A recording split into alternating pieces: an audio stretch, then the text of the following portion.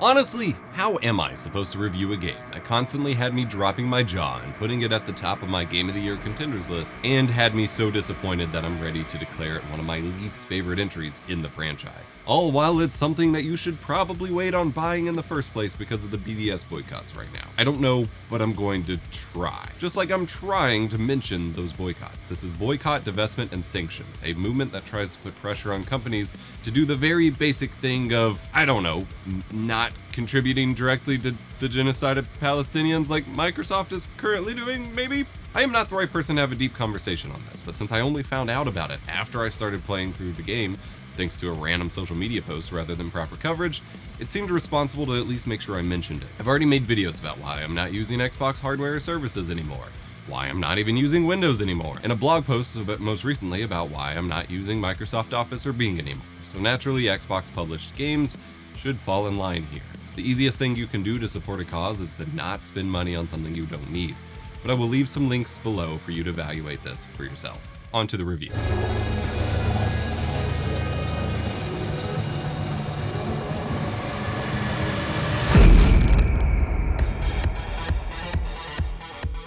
Doom: The Dark Ages claims to take everything you've come to expect from Doom 2016 and Doom Eternal and flips it on its head. Instead of rip and tear and jump and shoot, we're now in the stand and fight era, right? Right?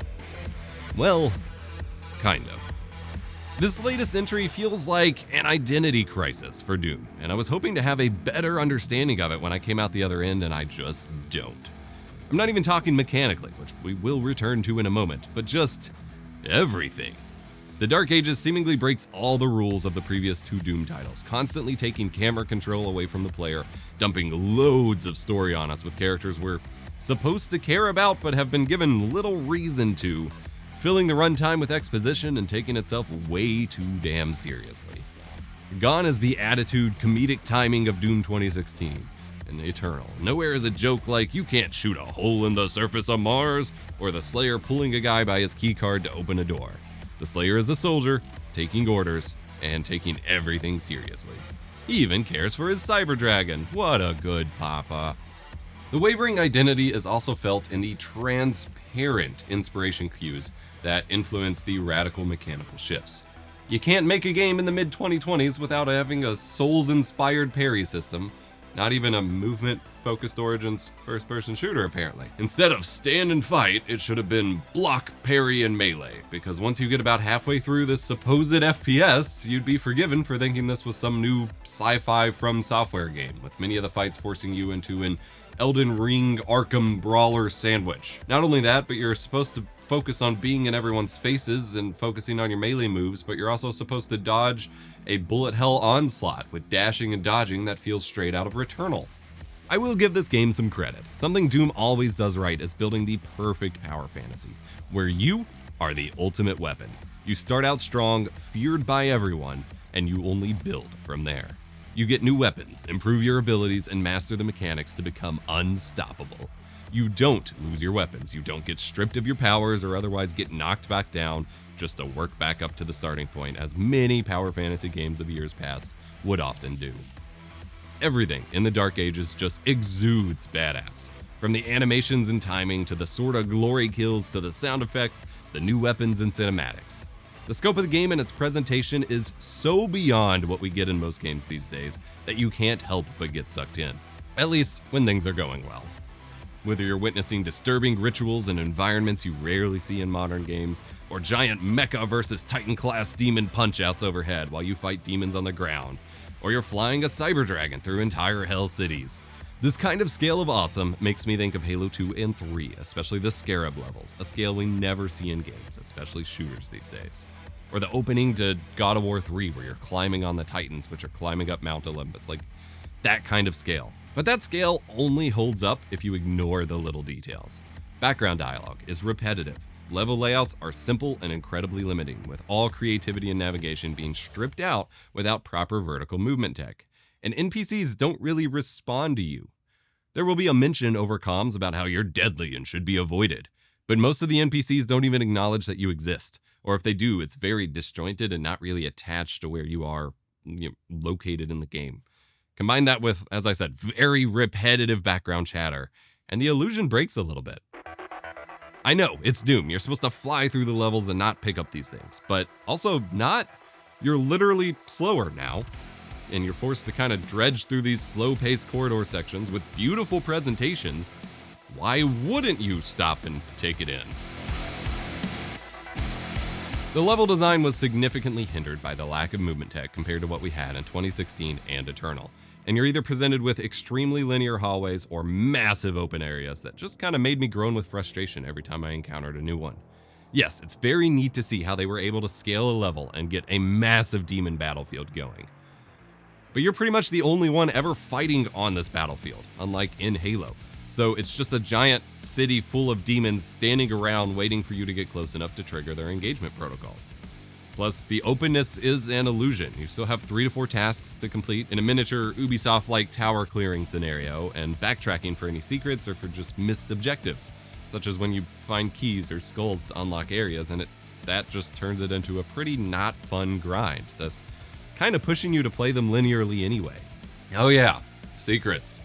I have very fond memories of finishing Doom 2016 and immediately booting it back up again to find all the hidden secrets, Easter eggs, and collectibles.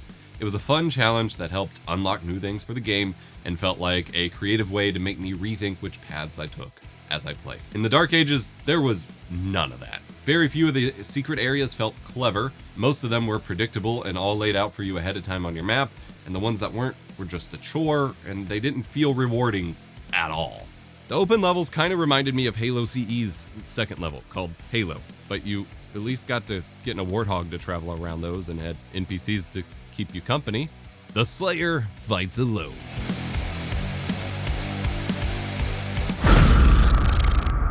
The environments are incredible, the visuals are beautiful, the blending of medieval gear and sci-fi tech felt right at home for Doom.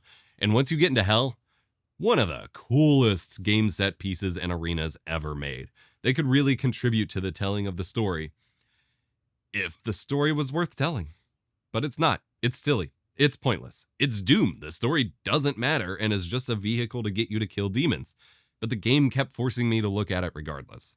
For the entire first half of the game, I felt like my enjoyment of the experience got worse every time someone talked. I definitely think beating the game should unlock a new game plus mode with cutscenes disabled and background chatter kept to a minimum. It would be a lot more fun once you've already taken in the story. Once you hit the second half of the game, the story kind of takes a back seat to the environments and experience, giving you a more traditional Doom vibe in that regard. That halfway mark is also where the game shifts pretty dramatically in terms of mechanical tolerances. Up until that point, the stand and fight slogan was mostly a suggestion. You can see how it's a different take on the Doom formula, but you're still dashing and dodging, and you end up with an incredible arsenal of guns to shoot. Plasma and bullets and grenades and rockets and skulls, freaking sick! But the block parry melee rhythm isn't crucial at that point. It makes the higher tier enemies fall quicker and becomes more important to survive boss encounters, but you can still play it somewhat like Doom 2016. It lets you breathe with your existing Doom skills, expectations, and flow. And then almost exactly halfway through, it takes all of that, puts it in a bag, smacks you upside the head with it, and then starts stomping on you. It retrains you to forget all of that silly, jumpy, floaty bullshit and just melee. Rip and tear? No. Punch and kick. The game assaults you with bosses, which quickly turn into frequent encounters that require you to stay in their face and melee them, and tons of these enemies end up with nearly unavoidable homing missile attacks as a result. The game reaches a point where charging, shield bashing, and meleeing are the only thing you can do for hours of gameplay. It's exhausting, and honestly, it stopped being fun. The guns are mostly pointless. You're presented with this huge arsenal, as if you have unique options to build your playstyle. Like in Eternal, you had the chainsaw and the flamethrower and the different grenades that you could switch between, and the glory kills and the melee and your various guns. You get a ton of guns in the Dark Ages, multiple guns per type in some instances, plus 3 different melee options and 4 different shield powers that you can switch between, but ultimately you're not doing anything different. There are shield guys that explode and damage those around them if you hit them with plasma. There are shield guys that explode and damage those around them if their shield is hot and you throw a shield saw at them. Often the big encounters will feature mini groups that have both of these, so it doesn't matter which one you do, you're going to get the exact same result. The guns don't help you in any meaningful way, and much how Eternal turned into a massive high actions per minute flow state of mashing your guns and melee and flamethrower and to build up your shields and health, most of the fights in the second half of the game are just constantly alternating between block, charge, melee, and maybe squeezing in a shot or two. I found this cannonball gun thing to be the most effective here, as you can level it up to automatically charge when you block an attack, so it fits in with that existing flow to get a high damage shot in without damaging yourself like a rocket might. The Arkham-like combat rhythm may appeal to some players, and I understand that the crazy APM madness of Eternal was probably a nightmare on controller, but it just stopped being fun for me. I went from feeling like the game got worse every time someone talked in the first half of the game, keeping me from playing, to feeling like the combat was just a grind that took away from me getting to see the story through and take in the amazing set pieces in the latter half. It became such a grind that I actually turned down the difficulty so I could finish it without dealing with the combat annoyances so much. I've never done that in a Doom game. I started my playthrough on Ultra Violence and kept it there for about 75% of the experience. The thing with difficulty in modern Doom games is they're not difficult at all. The game is quite handholdy, in fact. You're constantly having shields and health replenished on the map, and your forced combat flow will keep feeding you more as you go anyway. You're given extra melee charges when you need to do a lot of it. It gives you entire arenas to flex new guns or abilities when you first unlock them. And when the story really takes priority, you just get a massive berserk mode buff so you can go full power fantasy, which is great. It's awesome, but it's not difficult. I'm okay with that, but that needs to be acknowledged. There's even bonus rooms full of melee charges designed for you to take your frustrations out all at once, which would be really neat if the forced melee system itself wasn't the thing I was frustrated about in the first place.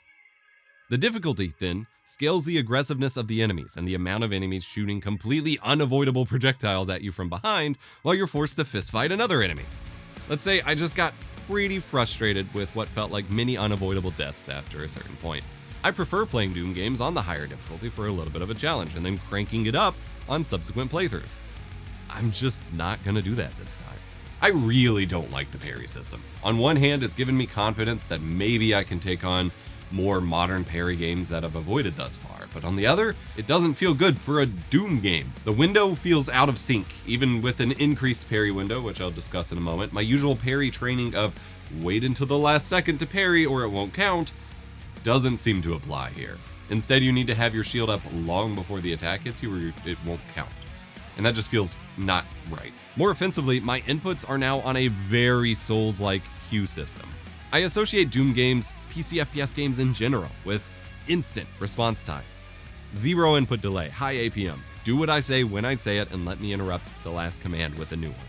In the Dark Ages, commands are often queued up, and if you miss a window, your block or melee or whatever action will be carried out after the current action and animation is carried out. Often, even a couple actions are queued up and carried out later. This led to no end of frustration and feeling like the game wasn't responding to my actions in the way and timing that I want, but it was clearly a deliberate design choice. This frustration becomes a bigger problem when facing many high-level enemies shooting parryable attacks at you at once, because you can't block them all. On the technical side, the game is incredible. id Tech 8 is a beautiful engine, the graphics are wonderful, and it runs super smooth on my hardware. I know the whole forced ray tracing conversation is a hot topic right now, but every 10 or so years there's a new hardware requirement that forces upgrades to keep playing new games, whether it's Windows driver support, OpenGL versions, DirectX versions, slot types, VRAM minimum specs. It just happens from time to time. It's a lot less often than console generations. It's been a very long time since that happened, and we're at the crux of that kind of thing again. I understand the frustration, but most of this conversation is happening from people who can play the game perfectly fine, are making up scenarios about the features demanding too much power or producing too much heat on their systems because they haven't tried it yet or looked up benchmarks for their hardware. The game will run just fine on RTX 20 series and newer NVIDIA cards, and you might need slightly newer from AMD. It runs just fine on even Intel Arc cards. I've heard people have already managed to make it work on Steam Deck too, despite the obvious lack of serious hardware RT support.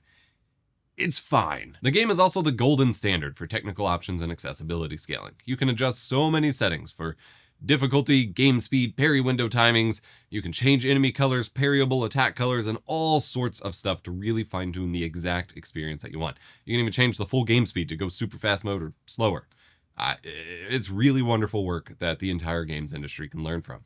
I'm also happy to report that it worked out of the box day one, well, technically day -3 since it launched early, on my Linux rig, working better than it has yet to work on my Windows PC so far, which is hilarious. Unfortunately on console, it is stuck with that 85 megabyte shipped Blu-ray disappointment of a physical copy. I'm not happy about that. The music was also a major disappointment in the Dark Ages. Both 2016 and Eternal had some incredible soundtracks that absolutely enhanced the game. And either id or Bethesda screwed the pooch with Mick Gordon, and IMO, the soundtrack suffered. No disrespect to the artist that created it. There are some good tracks in here. But for the most part, it lacked any signature big moments like the past two games. When you get to the end of the game, the last few levels, some of the music and sound effects used there really fit the vibe perfectly, but even then, the whole game, it felt like the sound mix was poor. It was way too much wall of sound. You couldn't pick up on any individual riffs or anything, and that really, it just felt low quality. I was originally blaming my speakers for the poor mix, as I was playing on cheapo desktop speakers as I played the game. So I switched to my fancy DAC, my tube amp, my absurdly expensive headphones, and nope, it still sounds bad. For all but like the last few levels of the experience, it would probably be better listening to the Doom 2016 or Doom Eternal soundtrack while playing instead, or perhaps our Slayer Wars album at backingtrack.gg.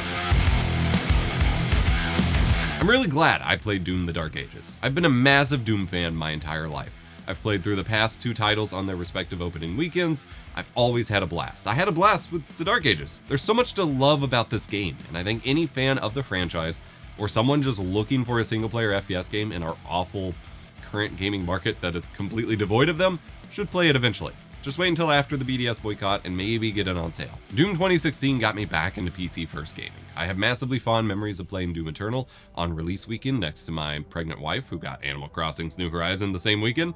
Both Doom games were instant game of the year for me for their respective years. Doom the Dark Ages is not that. The more I loved about it, the more it disappointed me.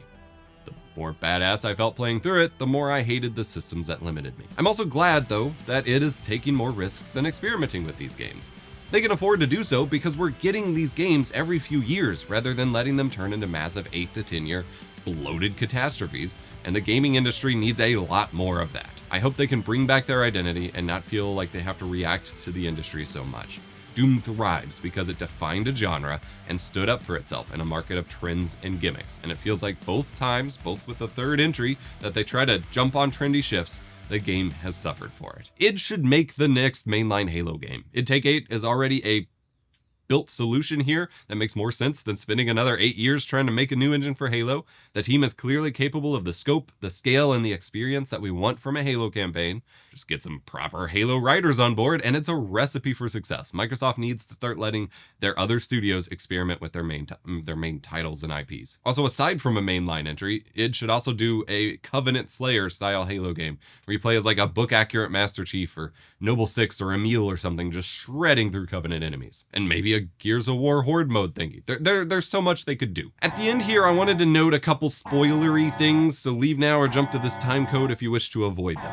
I'm kind of stuck on the end of the game's story. I'm still processing. They put so much emphasis on the characters at the end that I can't help but feel like id wants to spin them off somehow.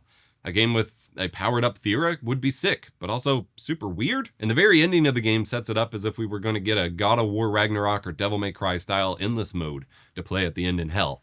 And we didn't. It was just over. Perhaps they have that planned for DLC or something, but I was pretty disappointed there. I'm also left wondering where they can even take Doom from here without getting really far away from expectations.